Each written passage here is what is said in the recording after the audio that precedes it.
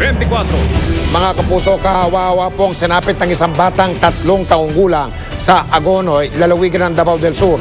Lumabas po sa investigasyon na ang bata ay biniyag o hinostage at napatay ng sarili niyang ama nitong Lunes. Nagalit daw kasi ang suspect sa kanyang kinakasama dahil duda niya hindi siya ang ama ng bata. Aminado ang suspect sa krimen. Sinabi pa niyang minolestya niya rin daw ang bata. Magkahalong hinagpis at galik ang nararamdaman ngayon ng ina ng biktima. Tuloy raw ang kaso laban sa suspect. Marami pong debotong dumarayo ngayon sa isang kapilya ni Saint Pio, dating kilala sa pangalang Padre Pio, sa lungsod ng Quezon. Marami na raw kasing nakaranas na milagro matapos magdasal sa kapilyang iyon. Narito pong pagtutok ni Jamie Santos. Sa gitna ng kaabalahan ng syudad at makabagong panahon, isang kapilya sa Quezon City ang dinadayo ng mga deboto. Ang St. Pio of Pietrelcina Chapel ipinangalan sa santong mas kilala bilang Padre Pio. Nakapaskil ang mga sulat na ito galing sa mga debotong natulungan daw ni Padre Pio. May nagpapasalamat sa pagaling ng kanyang breast cancer matapos daw magdasal doon. Nabiyayaan naman ng munting anghel ang mag-asawang matagal nang di magkaanak matapos silang magnovena ng 9 na araw kay St. Pio.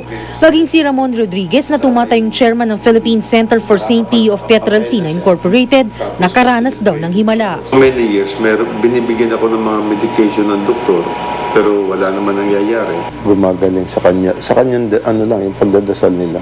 May nakapagkwento pa raw sa kanya isang grupo ng babae na nagpunta isang gabi para magdasal. 2 paring banyaga daw ang nagmimisa noon.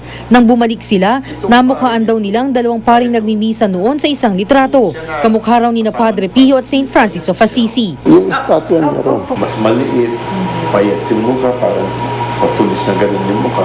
Si Padre Pio ay pinanganak noong May 25, 1897 sa Italy. Isa siya sa mga nagkaroon ng tinatawag na stigmata, mga sugat sa kanyang kamay tulad ng sugat na tinamo ni Jesucristo nang ipako siya sa krus. Naipakita pa sa amin ni Rodriguez ang mga telang may bahid ng dugo na ginamit panlinis ng sugat ni Padre Pio. Namatay siya noong 1968 at noong 1999, idineklara siyang isang santo.